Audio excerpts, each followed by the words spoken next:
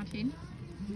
Du kriegst schon mit, dass du jedes Mal, wenn du das Feuer anmachst, deine ganzen Haare verbrennst. Jetzt hast du deine Wimpern angebrannt. Ernsthaft? Ja, und deine Augenbrauen auch. Zeig mal. Zeig mal. Ich glaube auch. Nee, Augenbrauen gehen, aber deine Wimpern hast du voll abgekokelt. Zeig mal hier.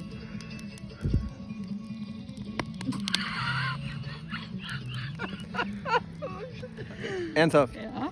Zeig mal. Ernsthaft?